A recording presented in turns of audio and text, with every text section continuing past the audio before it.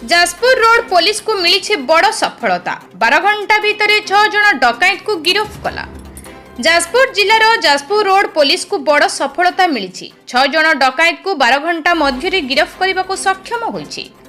लुट करिथिबा 6400 टंका जबत करिबो संगे संगे खंडा सह मारणा अस्त्र जबत करिछि। ए संपर्क में जाजपुर रोड थाना परिसर में जाजपुर रोड एसडीपीओ शरद चंद्र पात्र विभिन्न गणमाध्यम को सूचना दे कहिले गत 9 तारिख रे रास्तार संध्या समय रे मनोज रंजन सह मानसतली सातबासिया ग्रामर दानगदी रास्तार निज घर मान गोविंदपुर फेरुथुवा समय रे दानगदी अंचल 6 जन दुर्बृत्त खंडा और मरणास्त्र बेकरे लगाई मारिदेवा को धमक देथिले।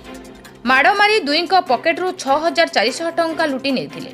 ए संपर्क में दानगदी फांडी रे श्री नायक अभियोग करथिले। जाजपुर रोड थाना अधिकारी आशीष कुमार साहू पुलिस टीम धरी दानगदी अंचल चढ़ाऊ करी धूलीगढ़ जंगलरू 6 जन को गिरफ्त करथिले। आज डकायत मानक कोर्ट चालाण करा जाउछि।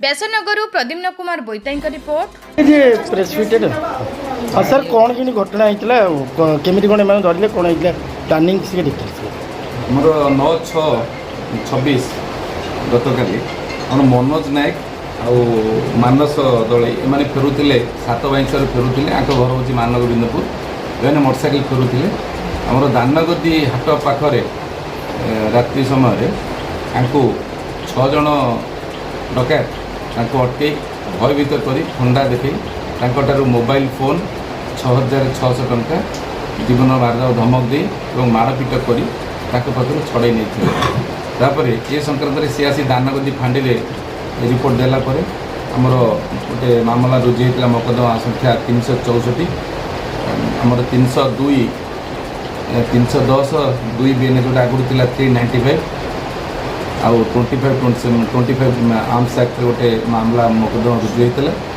आईआईसी जाजपुर रोड एवं तांको टीम विभिन्न जगार छापा मारी रेड करी आम पछरे जो ठिया 6 जन मुद्रा डकायत मान को गिरफ्त कर जो खंडाटी व्यवहृत होता डकायत से सिजर कर जो मोबाइल जाता छड़े नहीं मोबाइल और टंका ताकि जबत कर गिरफ्त कर आज से कोर्ट चालाण कर।